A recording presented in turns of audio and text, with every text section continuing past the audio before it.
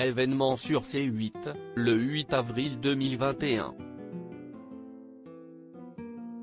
La chaîne de la TNT a fêté les 20 ans de Loft Story, une soirée riche en révélations.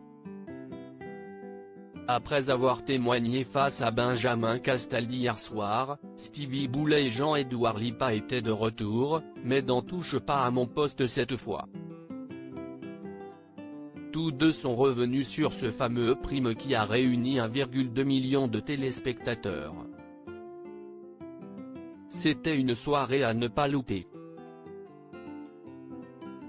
Stevie Boulet, Kenza Brega, Jean-Édouard Lipa, Julie et Christophe, Fabrice Béguin et Delphine Castex étaient de retour pour revenir sur leur expérience dans Loft Story, en 2001. L'époux de Déborah n'a sans surprise pas échappé à des questions sur la scène de la piscine avec Loana. Benjamin Castaldi a admis auprès des téléspectateurs que certains votes étaient truqués où chacun a dit ce qu'il pensait de la situation alarmante de l'ex de Fred Covin. Je suis un homme blessé. Quand on tend 3 fois sa main à quelqu'un et que cette personne ne vous répond pas et qu'on la voit s'enfoncer et s'enfoncer. Moi quand j'aime quelqu'un je fais tout pour l'aider. Mais quand cette personne est complètement hermétique et qu'on la voit descendre de plus en plus bas, moi ça me fend le cœur. Delphine lui a proposé de l'aider, Julie et Christophe aussi, tout le monde. Les gens vont vers nous dans la rue et disent qu'on ne fait rien pour l'aider. Si est-il faux. Moi quand je propose de l'aide, je ne le fais pas devant les caméras. On n'a jamais de réponse, a notamment lancé la grosse tête de RTL. Le lendemain, Stevie et Jean-Édouard étaient conviés dans TPMP afin de faire un petit débrief. J'ai demandé 1 million de francs pour la saison 2 du Loft. Je les ai tous, a tout d'abord révélé Benjamin Castaldi. Et les deux candidats ont une fois de plus évoqué la nouvelle descente aux enfers de la blonde de 43 ans. Quand on vient en aide à quelqu'un, on n'est pas obligé de le faire devant les caméras. Je ne vais pas exposer ma vie comme ça partout. Si je le fais de bon cœur.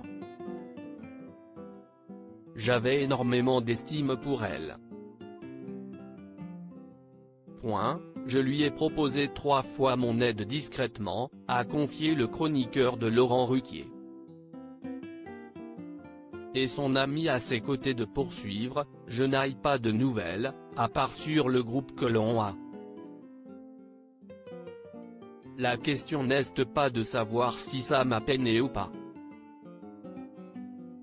Si est-il toujours malheureux de voir quelqu'un s'enfoncer comme ça.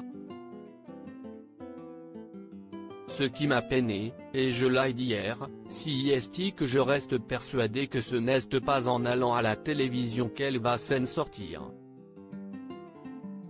Pour moi il faut tirer un trait à un certain temps. Quand je l'ai vue dans Touche pas à mon poste, je me suis dit, mon Dieu, ce n'est pas comme ça qu'elle va s'en sortir. Elle pense que si est à travers la télé qu'elle va avoir une rédemption, mais ça n'existe pas. Jean-Édouard a rappelé qu'après son passage dans l'émission début mars, nombreux sont les internautes à avoir critiqué son physique. Des commentaires qui peuvent la détruire une fois de plus, les gens sont affreusement méchants. Et l'émission fait beaucoup d'audience donc quand tu es dépressif, sous médicaments, tu vas lire les commentaires, si est horrible. Pour résoudre ces problèmes, elle doit partir un certain temps. Pour rappel, Loana a de nouveau été hospitalisée il y a quelques jours. Selon Gilles Verdez, qui s'était exprimé dans Touche pas à mon poste, si est une nouvelle surdose médicamenteuse qui l'a conduite à l'hôpital. Mais pas que. Elle a également contracté la Covid-19.